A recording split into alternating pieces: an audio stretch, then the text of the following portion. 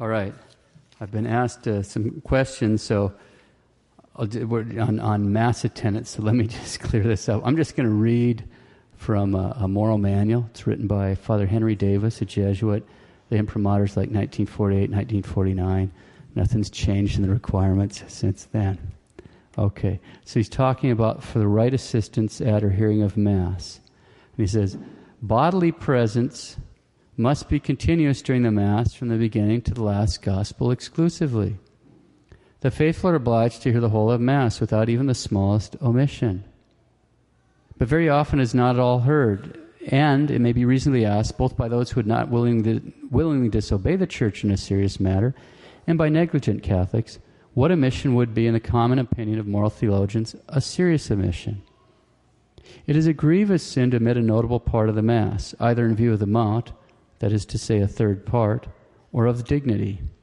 Mass will not be heard substantially if the following parts are omitted: all up to the part of the offertory of the Mass, for that is a third part; all up to the Gospel inclusive together with all after the Communion; all from the preface exclusive to the Pater Noster; both the consecration and communion, the consecration are both or even of one species.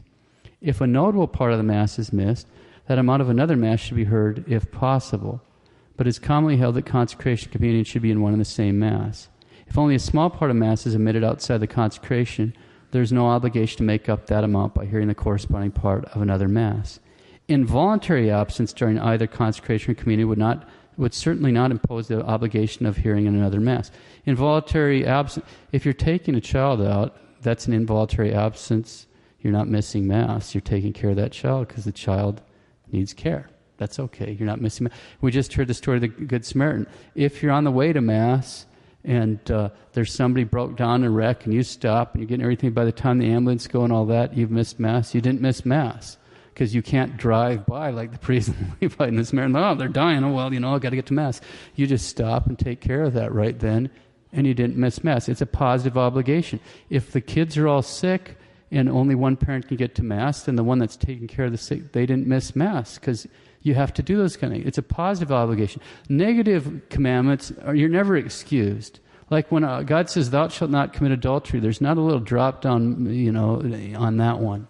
Okay, but on a positive commandment, like hearing Mass, there are if it's a sufficiently grave reason, you can miss, and you can miss parts of it. You take the kids out. You can do two things at the same time at Mass. That's why you can go to confession. In fact, there's something from the Holy See on that in 10 years ago or so, just to remind people that that's perfectly all right. Okay, so if one arrives at the church after the consecration, there's to be no other Mass to follow. There's probably no obligation to remain, because Mass cannot then be substantially heard. Good Catholics would remain, however, for the sake of prayer. Those who habitually come late for Mass commit sins of disobedience and scandal. They are mistaken in thinking they act up to the spirit of Catholicism by being in time for the Gospel, a very common error. But it will not be a grave sin, and no sin at all, if there's reasonable excuse to hear successfully the complementary parts of two Masses, even in the inverse order. In other words, if somebody was going to the 9 o'clock Mass, but for whatever reason they had to change attire, so they got there like after the Gospel, they just say, oh, well, I'll just stay for the next Mass and go to the Gospel. So that's obviously in inverse order. That's no sin at all. That's just circumstances. But the consecration communion should be in the one Mass. So hopefully that answered all the questions and didn't raise more, but it's worth going over in any event. All right. That was like a freebie. Now we'll have the sermon. He brought him to an inn and took care of him. In the name of the Father, and of the Son, and of the Holy Ghost. Amen. We'll start today with some excerpts from a letter written to me by a nurse. Quote, "This is a case I worked on in Fort Worth for a very large hospice firm. The patient was an elderly man who had end-stage cancer and chronic obstructive pulmonary disease. Right before my shift ended, the assessment nurse in charge of the case came in and said she was surprised to see that he was still alive. Strangely, she took me in another room so the wife could not hear her speak to me. She then told me to tell my replacement nurse to take the oxygen off the patient when the wife went to bed, so the wife wouldn't know and so he would die. Greatly distressed by this, I made sure the company was informed and never said a word to the oncoming shift nurse.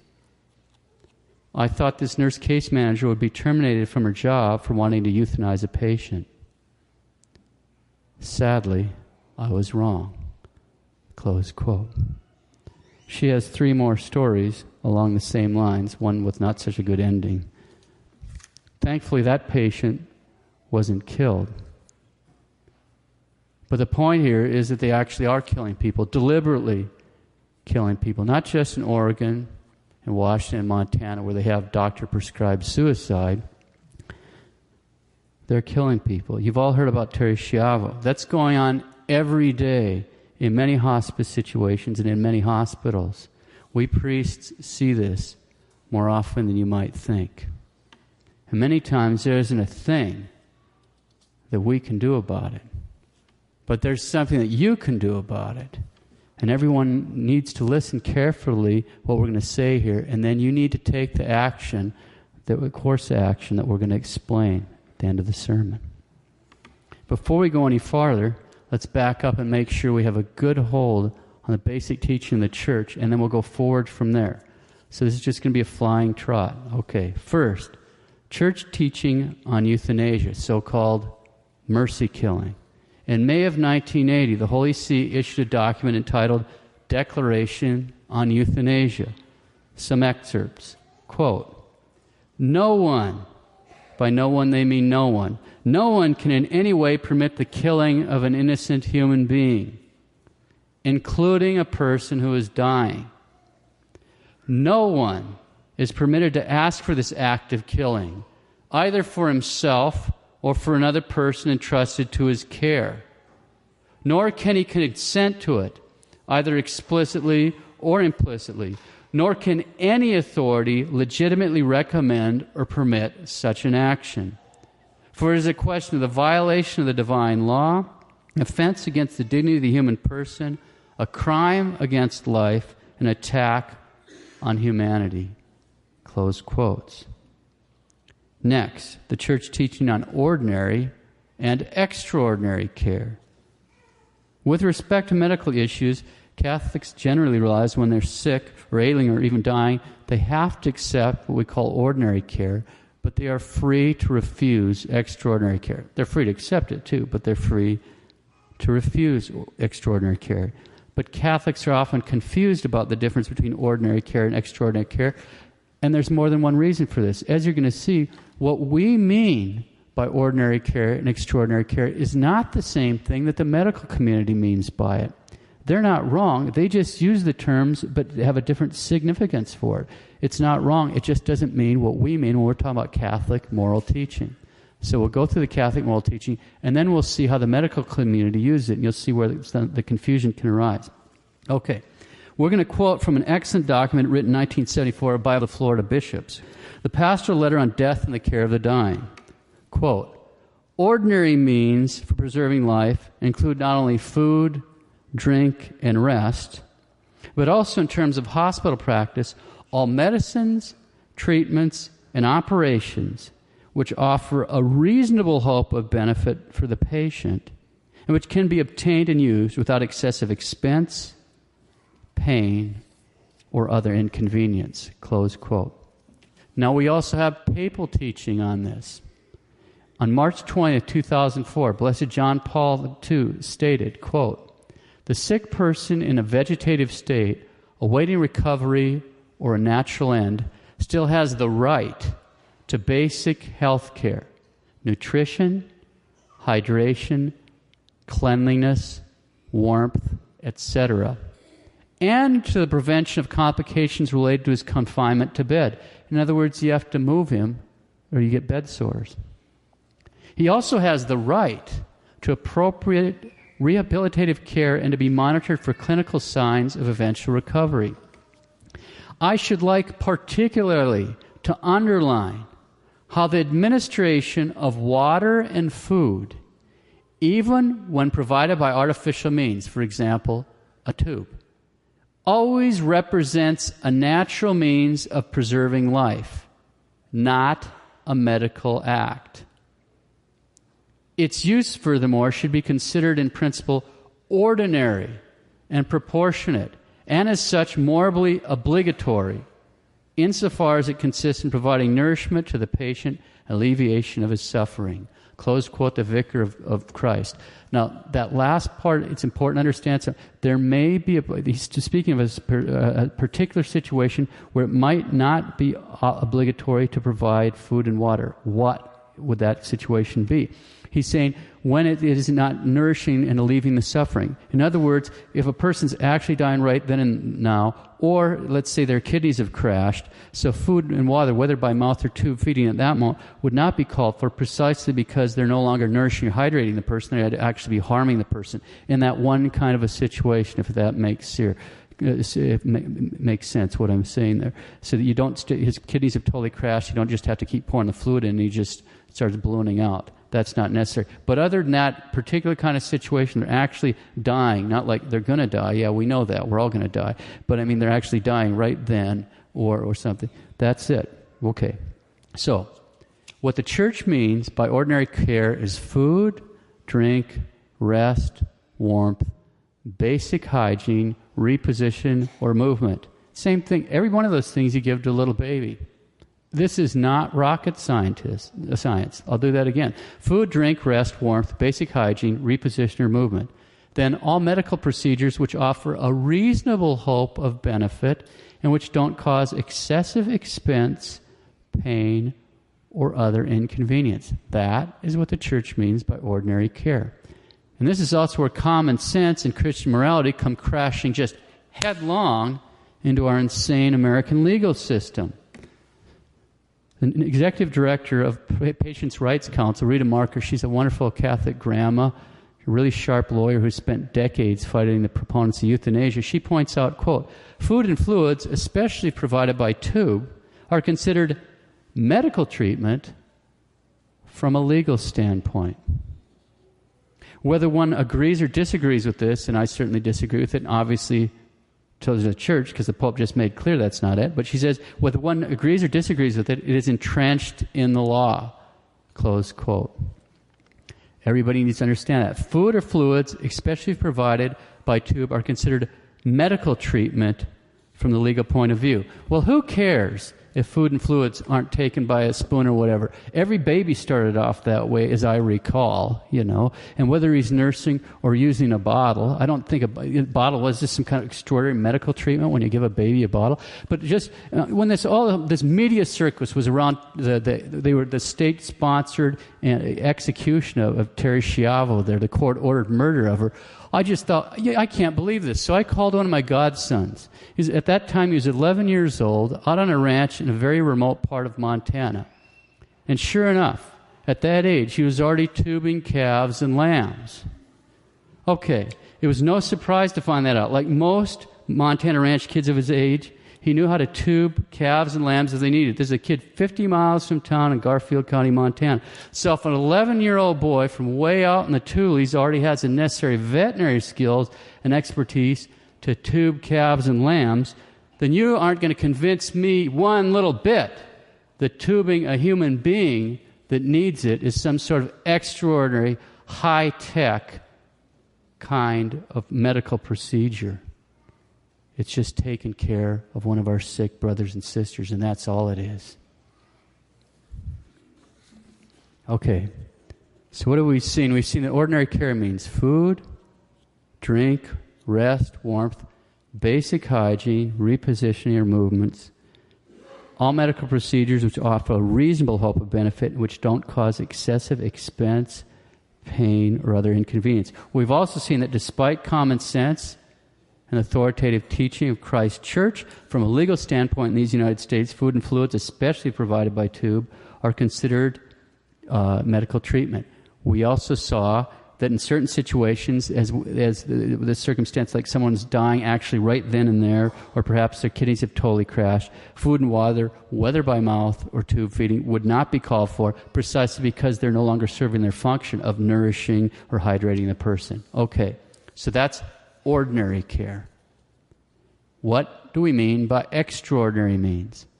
I quote, extraordinary means for preserving life for all medicines, treatments, and operations which cannot be obtained or used without excessive expense, pain, or other inconvenience for the patient or for others, or which, if used, would not offer reasonable hope or benefit for the patient. Okay, so what the church means for extraordinary means is all medical procedures which either don't offer reasonable hope of benefit for the patient or which cause excessive expense, pain, or other inconvenience. That's extraordinary care. It's really important for us to have this basic understanding of what the church means when she uses the terms ordinary care and extraordinary care, since, as I've already mentioned, these terms are not used in precisely the same fashion by the medical community. What are we saying? We're saying that when a physician uses the term ordinary care, it's very possible he means something along these lines. He means the prevailing standard, recognized or established medicines or procedures that are currently available or currently being used. Now, that's not wrong. That's fine. But we have to realize that he's using the term in a different way than what we are when we're talking about moral teaching. And again, when we use the term ordinary care, it means things: food, drink, rest, warmth, hygiene, repositioning, movement, all medical procedures which offer a reasonable hope of benefit and which don't cause excessive expense, pain, or other inconvenience. All right. When a physician uses the term extraordinary care, it's very possible he means something like this. He means using medical treatments or procedures that are fanciful, bizarre, experimental, incompletely established, unorthodox, or not recognized. Again, that's not wrong. It's fine, but it's not what we mean when we're talking morally. To remind us again, what the church means by extraordinary care, it means all medical procedures which don't offer reasonable hope of benefit for the patient or which cause excessive expense, pain, or other inconvenience. It's important for us to realize that what we mean by that in the medical community isn't the same thing. They're not wrong. They just use it in a different way. Quick review. When someone is sick or ailing or even dying, they have to accept and or be provided ordinary care. But they can morally refuse extraordinary care. They're free to refuse extraordinary care. Again, ordinary care is food, drink, rest, warmth, hygiene, repositioning, movement, all medical procedures which offer a reasonable hope for benefit and don't cause excessive expense. Have to accept that. Extraordinary care means all medical procedures which either don't offer reasonable hope for benefit for the patient or cause excessive expense, pain, or other inconvenience. Don't have to. A person could morally refuse to accept that, and they're perfectly within their rights. Okay, let's return to the letter from the nurse. Quote, far too many living wills are being pushed by these companies and doctors.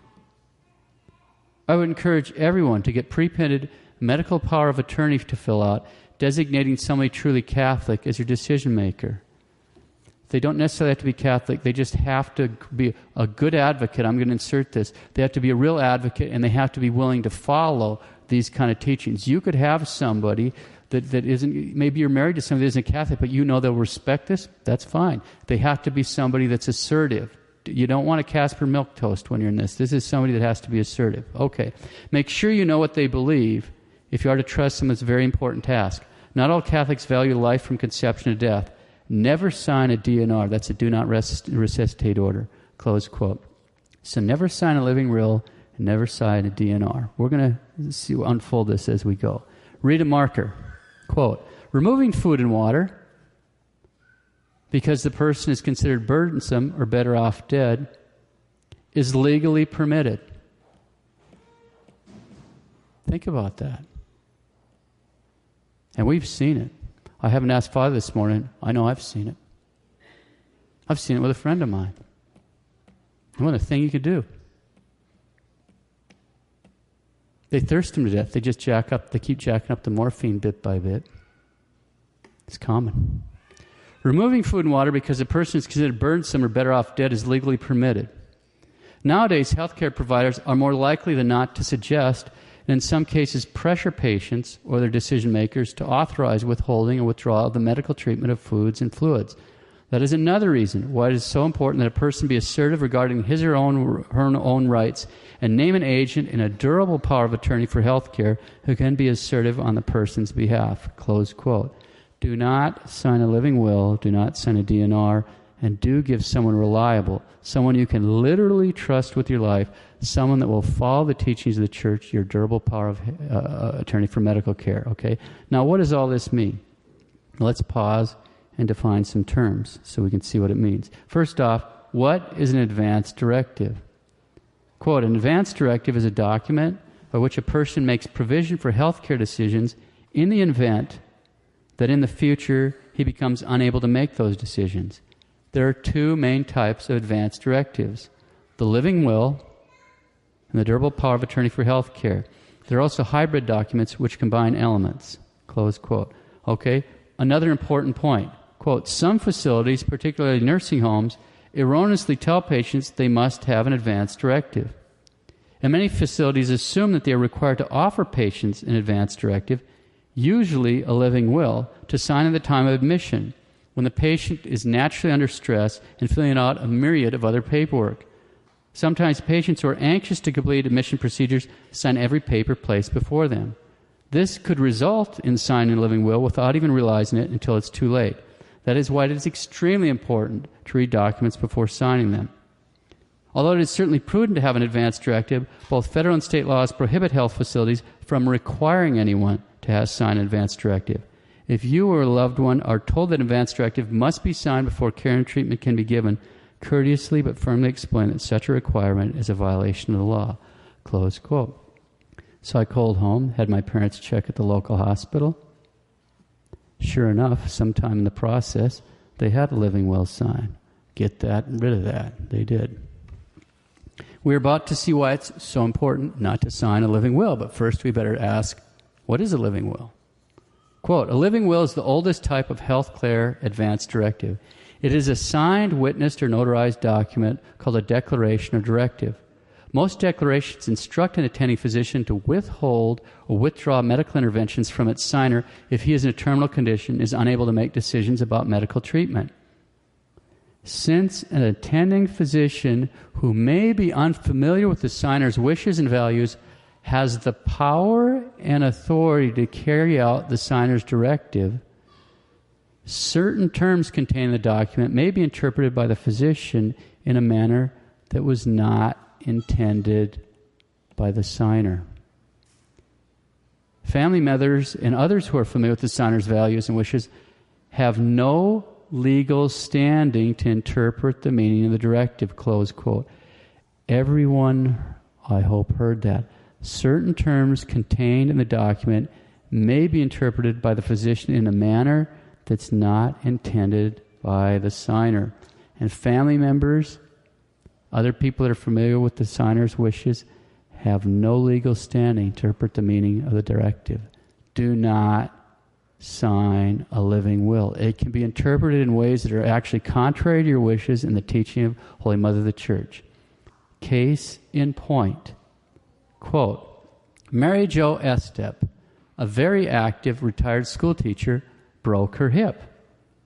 As part of her rehabilitation, she checked into a nursing home where on admission she signed a living will that stated she was not to receive extraordinary measures if she was dying.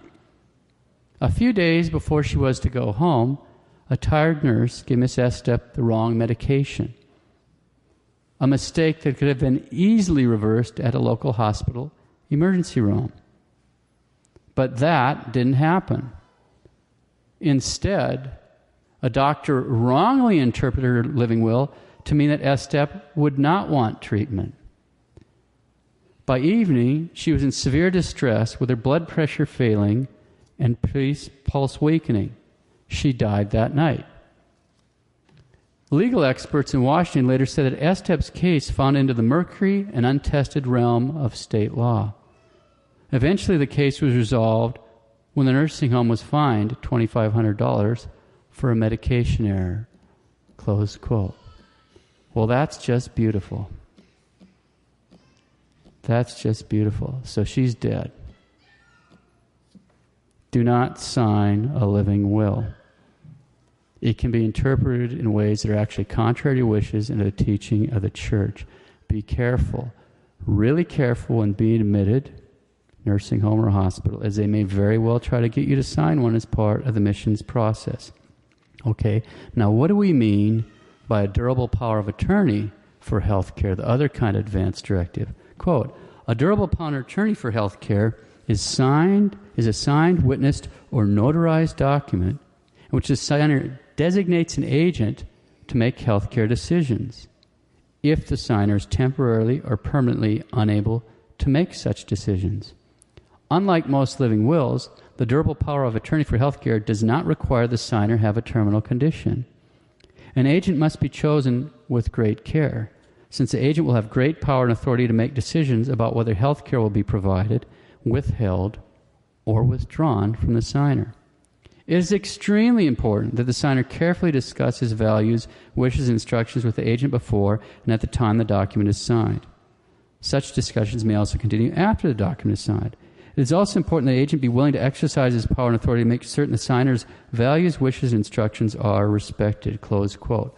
In other words, you want somebody that will be assertive and not get mowed down by some aggressive ethics committee.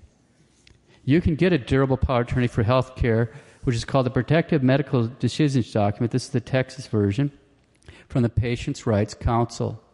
There's no charge, but they do ask for a $15 donation. If you end up needing it, it'll be the best $15 you ever spent. The Protective Medical Decisions Document is a carefully drafted, durable power of attorney for health care that has been designed to meet state requirements and to protect the signer. It limits your agent's authority in one specific way, clearly stating their agent does not have the authority to prove the direct and intentional ending of your life. For example, your agent may not authorize you to be given a lethal injection or an intentional drug overdose. Furthermore, your agent may not direct you to be denied foods or fluids for the purpose of causing your death by starvation or dehydration. That limitation only protects you, but also protects your agent from being pressured to authorize those actions. It also has specific directions that are necessary in the current medical climate. For example, some healthcare providers have taken it upon themselves to put do not resuscitate, DNR orders, in place without the patient's or agent's authorization. Similarly, some healthcare providers, ethics committees, and health facilities are making decisions about what is appropriate, beneficial, or futile based on institutional cost containment or subjective quality of life decisions, not on the basis of what is best for or wanted by the patient. That's just going to get worse as this Obamacare stuff grinds in. The document makes it clear that DNR orders and decisions about what is appropriate, beneficial, or futile are made only by your agent and only if you are unable to make those decisions, close quote. And these documents are state-specific. That's what the Patients' Rights Council does. They've been fighting euthanasia for decades. And so you have really sharp lawyers there. There's Rita Marker, she's Catholic. Wesley Smith, he's Jewish. There's a group of really sharp lawyers that fight euthanasia. That's what they do, Patients' Rights Council. So who needs one of these? Everyone who's reached the age of 18. For example, Rita Marker has an example. Parents of college students, if they're carrying the kid on their insurance, they take it for granted that if he gets hurt or something when he's off at college, they have the right to make medical decisions for that son or daughter who's temporarily, permanently unable to do so. But it's possible, quite possible, in the absence of an advance directive, without having something like that, parents of an ill or injured college student might not even be able to find out basic information about their child's condition. Ever since there's a federal law called HIPAA, it's the Health Insurance Portability and Accountability Act. Ever since that thing went into effect, it's a nightmare for a priest because you can no longer find out who's Catholic. But ever since that went into effect, some health facilities have refused to provide information to anyone, even family members, about a hospitalized adult, anyone over the age of 18, unless the patient's already given written consent. Well, if they're out cold, they're not going to give written consent. But if you have a durable power of attorney for health care, they do have the right to get that information. People get fire insurance. It's the same kind of idea. Competent adults should get something like this, even though, please God, you'll never have the need to use it. But everyone from the age of 18 on up should have something like this. Believe me, the priests get to these situations and you watch what they're killing them. And there you stand. Who's got the medical power of attorney? They're killing them. Some bad news. Do healthcare providers have to honor all the decisions made by a patient or their agent? No, they don't. The point is this is the best we can do. The sad reality is in most states, if you want life-saving treatment or even food and fluids, there's no guarantee that your wishes will be honored. But you can really help to stack those odds in your favor by assigning the durable power of attorney for health care to a good and assertive Catholic friend or someone that will respect all the teachings of the Church on your behalf, that's assertive. Someone who will not be intimidated by ethics committees, healthcare providers who may be pushing for unacceptable treatments. That's the best way to make sure that a patient's right to receive ordinary care is not mowed down by a doctor or nurse's power to deny care, cut off food or water, or administer a deadly overdose. Get one of these documents. Okay. Let's close with an example of what can come of having a good Catholic who follows the teaching of the Church have the durable power of attorney. I'm quoting again from a letter from the same nurse. Quote, "During his long life, my father-in-law wanted no point of religion and said so in not so nice terms. He was not really raised with any religion and didn't even know if he was baptized. He led an angry and unholy life. Not long before he died, we asked if he wanted to talk to a priest. He said yes. He agreed to put on a brown scapular. But then he started internally bleeding and had to be rushed to the hospital for a blood transfusion. The hospital tried to take off the brown scapular, but we said it must be left on. They were unable to stop the bleeding. The transfusions just bled out of him. His kidneys and vascular organs started to shut down. The hospital would have put him into a drugged state, but we refused. The hospital wanted to override our decision, and I promptly went home and returned with a copy of his medical power of attorney. I called the priest. But before he arrived, my father-in-law slipped into a coma. Try as we might, we were unable to rouse him from this state. I kept saying the Hail Mary over him and would tell him to repeat the words to himself. I would also whisper in his ear to call upon the holy name of Mary. The priest arrived, and at that minute, my father-in-law opened his eyes. The priest asked him if he wanted to become Catholic, and if so, to squeeze his hand. He squeezed his hand. The priest then asked all of us to leave the room for a while. We came back in. The priest conditionally baptized him and gave him extreme unction. My father-in-law was very weak, but completely aware of what was going on. When the priest was done, my father-in-law kept trying to talk, so he removed his oxygen mask, and he clearly thanked the priest, not once, but twice. He then closed his eyes and never opened them again. He died clothed in the brown scapular within hours after the priest left on September 12th, the feast of the Holy Name of Mary.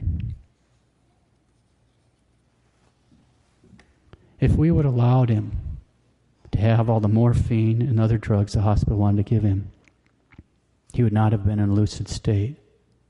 He would not have been able to give his consent to become Catholic. We thank God and our Blessed Mother for this miraculous deathbed conversion. And I want to thank God and Our Lady too. Get one of these protective medical decisions documents. Get one.